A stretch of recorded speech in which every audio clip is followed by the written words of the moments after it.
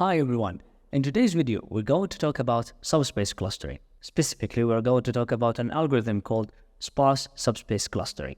We will read the paper, then we will code it ourselves in Google Colab. So let's start. So here is the paper, Sparse Subspace Clustering Algorithm Theory and Applications by Elhamifar and Vidal. It came out in 2013.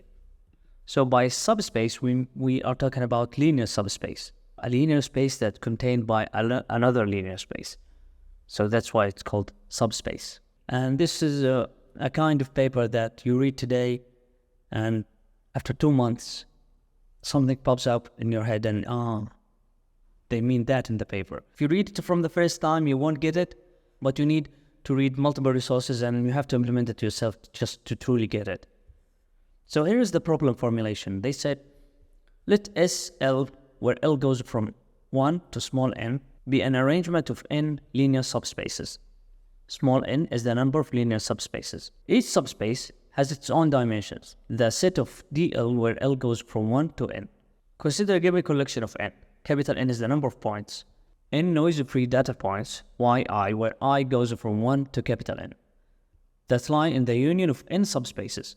Denote the matrix containing all the data points as the number of points arranged in subspaces. So small y are the points, capital Y are the subspaces. So we have n, capital N points and small n subspaces.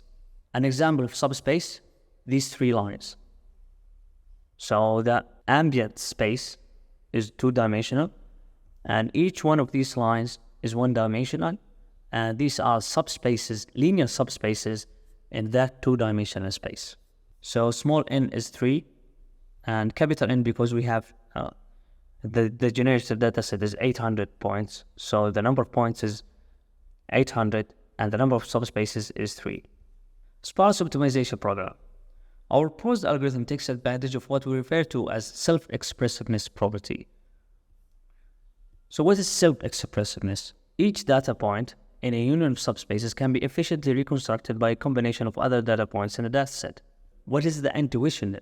Is that if we have one point in a subspace, we can reconstruct that point by another point, but we have to guarantee that the other point lies on the same subspace. More precisely, each data point for data point yi in the union of subspaces can be written as yi equals the union of subspaces multiplied by ci. Ci is some coefficient. The constraint cii equals 0, the diagonal of the coefficient matrix equals 0, eliminates the trivial solution of writing a point as a linear combination of itself. This restriction just to prevent the algorithm from going to the trivial solution where each point can be represented by itself. So here the identity matrix can be a solution to this optimization problem, but this constraint will prevent that. So there exists a sparse solution, Ci, whose non-zero interest corresponds to a data point from same subspace as yi. We refer to such solution as subspace sparse representation. They got a good visualization here. So we have 3 subspaces in a 3D space. The S1 is a 2D hyperplane. S2 and S3 are just linear lines. This is the solution of the optimization problem if we didn't limit the number of coefficients. But if we start limiting the number of coefficients and we optimize for that, look here, the non-zero elements belong to the points from the same subspace as yi, which is the red hyperplane. So this is the intuition that if we optimize for that, we will end up with the points from the same subspace. And that's what we want. We want only to connect with points from the same subspace. So here is the Q. This is the choice for Q, LQ norm for the solution. Different choices of Q have different effects in the obtained solution. Typically, by decreasing the value of Q from infinity towards 0, the sparsity of the solution increases. So we have more sparse solution, as shown in figure 3, this figure. The extreme case of Q0 corresponds to the general NP-hard problem, finding the sparsest representation of a given point. Q equals 0, which is the L0 norm, is NP-hard. And this was relaxed by getting the L1 norm in the optimization.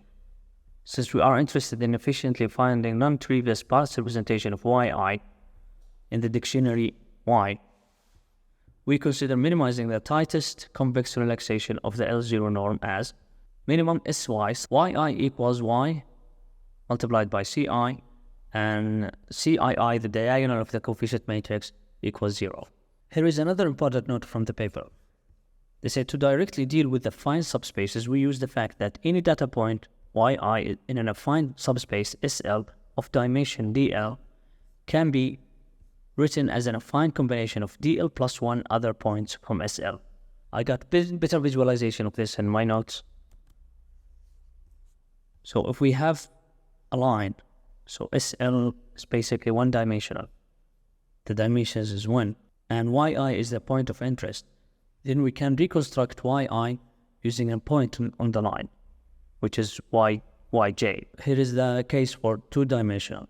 So in a hyperplane, yi can be reconstructed using 2 points, yj and yk. And in a three-dimensional cube, yi can be reconstructed using 3 points, yj, yk, and yl. So this is what do they mean by reconstructing a point on the subspace using other points from the same subspace. Another important note from the paper is that independent and disjoint subspaces. So a collection of subspaces Si, where I goes from 1 to n, is said to be independent if the dimension of the union of subspaces equals the sum of the dimensions of subspaces. So they got a bit of visualization here. Here on the left, we got a 3D space where we have 3 lines, S1, S2, and S3. So the dimensions of the ambient space is 3D, 3, and the sum of the dimensions of subspaces is 3, one-dimensional and one-dimensional and one-dimensional. So these 3 subspaces are said to be independent because the sum of their dimensions is not greater than the dimension of the ambient space. But disjoint subspace is a collection of subspaces Si where I goes from 1 to n is said to be disjoint if every pair of subspaces intersect only at the origin. In other words, for every pair of subspaces we have the dimension of the space containing both subspaces equals the sum of the dimensions. So these, on the right, we got 3 one-dimensional subspaces, S1, S2, and S3, but they are all in 2-dimensional ambient space. So these are not independent, but they are disjoint subspaces. So to conclude this paper, we are looking at the algorithm. It's a 4-step algorithm. They solve the sparse optimization problem, normalize the columns of the coefficient matrix, form the similarity graph, and store it in the similarity matrix, which is W, and apply spectral clustering. So here is the notebook where we code sparse subspace clustering. Here is the original MATLAB code, and I borrowed some code from this GitHub repository. And these are the 2 papers that we just talked about. I'm importing some libraries, mainly numpy, matplotlib, scikit-learn, and the most important part is this library, which is the convex optimization in Python. I'm setting the random seed, I'm setting dark background for the plots. Make lines function retains 3 lines with the last 2 rotated by 90 minus the angle that we gave as an input, and the last line is rotated by 90 degrees plus the angle that we give in the input. So in the dataset we are passing make lines 30. So this line, the orange line, is basically 90 degrees minus 30, which is 60, and 90 degrees plus 30 for the green line, which is 120. The second dataset, we're passing 45 as the input. The orange line is 90 minus 45, 45, and 90 plus 45, 135. And the last dataset is just it's called make rings. It uses scikit-learn, make blobs, and make circles. This dataset actually violates the assumption of the algorithm that the points in the dataset are actually sampled from a union of subspaces. These points in the last dataset, they are not sampled from a union of subspaces, and we're just creating dataset just to challenge the algorithm. and see how the algorithm behaves when this assumption is violated. Here is the main function to compute the coefficient matrix. Y is the feature matrix. I is the index that we are computing the coefficients for. So we are doing it point by point. N is the number of points, and D is the dimension for the feature matrix. So if I equals 0, this is the first index, we are excluding the first index from y bar. So we are taking all other points except the first index because we are trying to compute the coefficients for the first index. And if I is the last index, we are excluding the last index and taking all the points before that. And if I lies between the first index and the last index, we're basically concatenating, taking that point out and concatenating the rest of the array. So we are trying to compute the coefficient using the other points other than the point that we are actually working on, which is yi.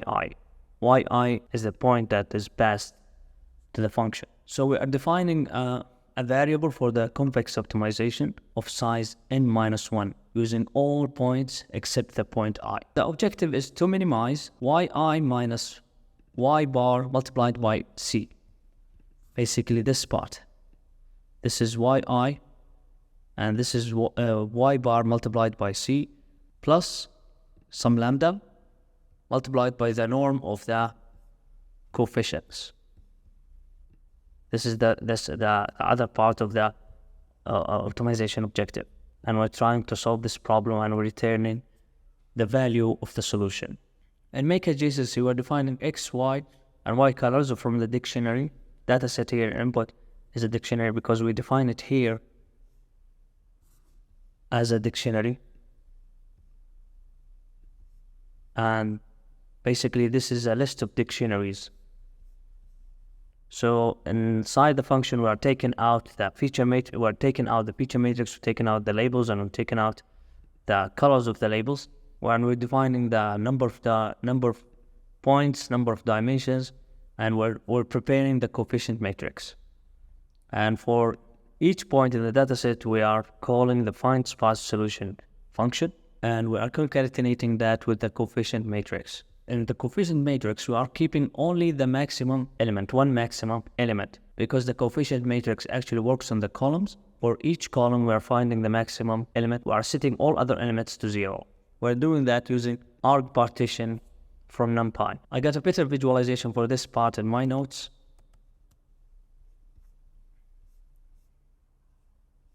So for example, if X is a 3 by 4 matrix, if we call numpy argpartition with minus X, we are negating X because by default, numpy sorts the array in ascending order. We want it in a descending order because we want the maximum value to be the first in the sorted array. We are negating X and we are calling 0 because we want the first element, which is the maximum.